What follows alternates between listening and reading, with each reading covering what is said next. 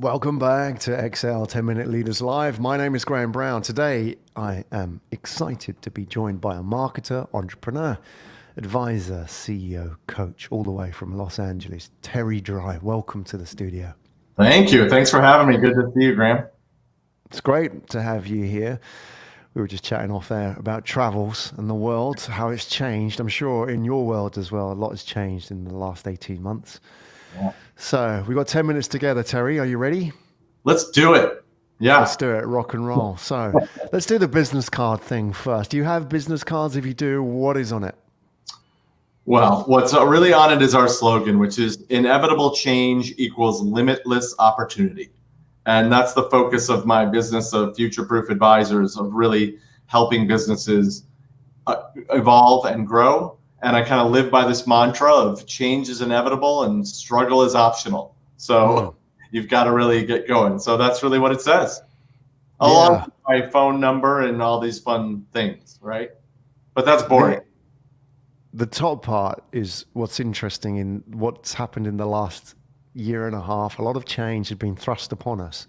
Yeah. What's the problem with all of this? Ultimately, why do we need you, your team, to help us?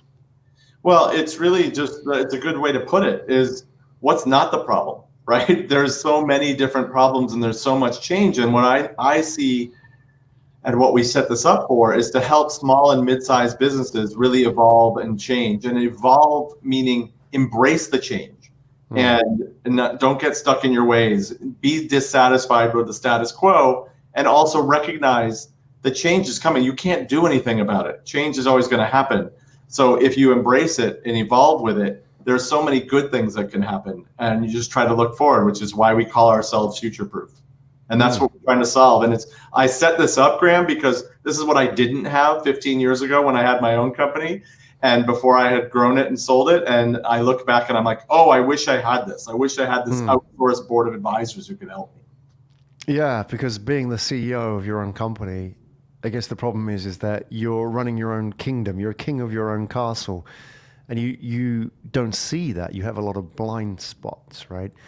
How do those manifest? What do CEOs, leaders tend to not see when you think about change? Yeah, I think it's there's exactly as you put it. There's a ton of blind spots, but you get into this mode where you think you're being entrepreneurial, but you're not. You know, all of a sudden you become a tactician or a technician and you're doing the work rather than working on the business, you're working in the business. And so you miss things because you're trying to make payroll. You're trying to keep people happy. You're trying to get clients. It's all the typical stuff that like you don't hear about with the sort of dream of being an entrepreneur. So there's a lot of things that you can miss from macro, from where your business is, your industry is, all the way through to the micro of just how you're operating. And I would couple that with the speed of change from everything from marketing, advertising, et cetera. It happens so fast that you need to stay current and try to stay ahead. How has change changed in the last 18, the meta conversation about change now, we've heard it, in the last 18 months, we've heard the new normal, unprecedented transformation, disruption. These are all now mainstream conversations. Every webinar we go to, every virtual event, every business to business conversation incorporates a part of this. I imagine as a business leader, this can be quite overwhelming. For you as an observer and an advisor to these companies, what has changed in the last 18 months? I think well, I would say this, COVID to me accelerated the inevitable. All of this change was coming. All of this change was going to happen from Zoom to whatever, but it happened way faster because COVID accelerated it. And so that's what's really changed is companies have now been forced into getting with the now. And when I say the now, it's using technology to move their company further faster and recognizing that there's a global marketplace, a global everything, and that it doesn't have to be a 9-to-5 job within 4 walls of a building anymore. The world has changed. But for people of my generation, I'm middle-aged. Unfortunately, I'm middle-aged. We grew up differently, right? So there's a lot of habits that are formed and things are different and things change faster. What are those habits that prevent us changing? Typically, I'm always curious how the resistance to change manifests. People don't say, "Oh, I'm against change." No, I'm not into this change thing. They tend to say it in a different form, don't they? It tends to express itself in sometimes innocuous ways. When you work with leaders, how do they talk about it? And then you identify that kind of warning sign. It's funny. The leaders who are doing well, they hate it. They just want everything to just stay the same and not change. Like, oh my God, I've just worked my butt off. I got to this place and now you're telling me I have to pivot, I have to evolve, I have to change. I'm like, if you don't, you're stuck and then you're done, right? So those leaders hate it because they finally got somewhere. And then those who haven't are like, okay, let's go. I'm ready. I've got to change. I've got to move faster. And so, yeah, you see resistance to it because, there's a phrase I use, like, what got you here won't get you there. But most people tend to like it here, right? So it's not only getting the entrepreneur leader on board with that kind of growth mindset and the sort of being comfortable being uncomfortable, but it's then how do they drag their team along with it too? And it's just not easy. Yeah, we don't like change, do we? Human beings, that we tend to be fearful. Right. And fear, look, how could it be more scary than what has just happened, right? So there's fear, there's uncertainty. These are all the things that play into, anxiety, right? But if you can change your mindset and embrace that, and that's what we try to help people do. So it's everything from advising, coaching, like just with the mindset, but then also all the way through to like strategies and strategic initiatives of how to do it. But first, you got to deal with your own mind, right? And get over yourself and get over the fear. And look, most people who've gone on the entrepreneurial journey have some level of risk tolerance. This last 18 months, they've had to have a higher level. Yeah, it's really tested us. Yeah. What I've found is that change is hard. We all know that. And for entrepreneurs, it's hard as well, as much as it is for people who are on the payroll. And yet, we learn a lot about change through story, don't we? That we understand how it affects us. And it's a great way of packaging it for us to understand what this means to us, like the there and here, the differences, right? Yeah.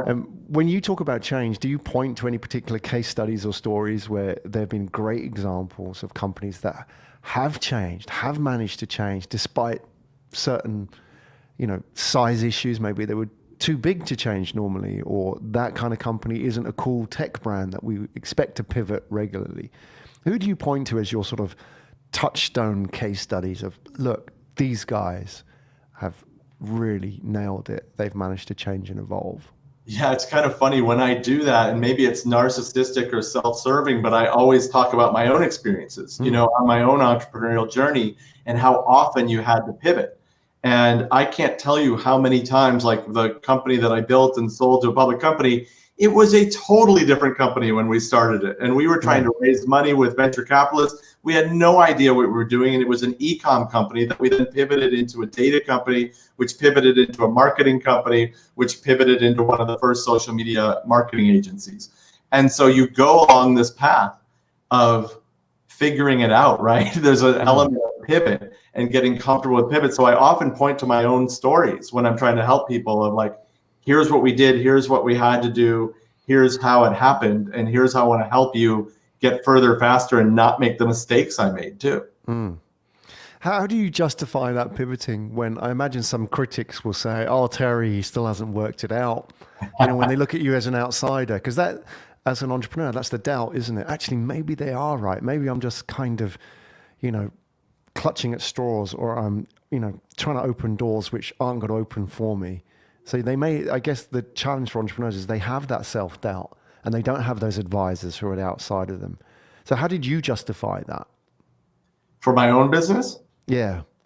Honestly, it was, I had to make payroll, right? So, and I didn't know what I didn't know. And this is exactly what you just described, why I've set up my company of Future Proof Advisors, which is trying to create this outsourced board or outsourced C-suite that can look from the outside and help, because most small and mid-sized companies just haven't formalized a board. They're just going, and then all of a sudden they go from 1 million, 5 million, 10 million. They actually have a real business, but they're still in that sort of small mind, small business mode. And so you try to help them by surrounding them with this stuff. And I always say I created this company because I've been fortunate to have success in my life, and now I want to be able to help others be successful. And I've created this thing that I think can help them do that for exactly the reason you're saying. Somebody who can look from the outside, and sometimes they just need to evolve. They don't need to pivot. They just need some evolution, or they need some tweaks, or they need some other things. But typically, and as you just pointed out, in the last 18 months, some people have seen some extreme change, but I would say a lot have seen extreme opportunity and benefits that have come from that too. Absolutely. It's definitely a growth time, and it certainly helps. As an entrepreneur myself, I vouch for the fact that to have an external perspective, somebody you can trust and work with, is extremely powerful.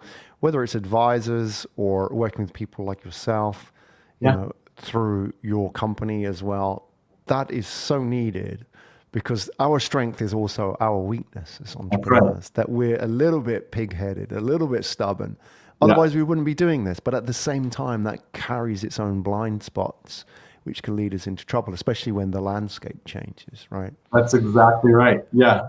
I was having this discussion with my old business partner, and I'm like, I set this up because couldn't we have just been so great if we had this 15 years ago? And he looked at me and he goes, we were probably too arrogant to like really listen, you know? And I said, exactly. I'm trying to help people get over that. Like, you're so tunnel vision and done it. So I totally agree. And it's been really rewarding helping people, because we're in that mode now. We're helping people do that, who are seeking that outside advice and seeking the different counsel and just a different perspective. And it's just so much fun. Terry Dry, everybody, where do we find out more about you? You would find me at futureproofadvisors.com. Would be that's our company. And if anything specific about me, you can find me on LinkedIn. And those are probably the easiest ways to reach out to us. And you can sign up for our newsletter and stuff on our website as well. Excellent. Terry, thanks for joining us on Excel 10 Minute Leaders Live today. Thanks so much for having me, Graham. It's great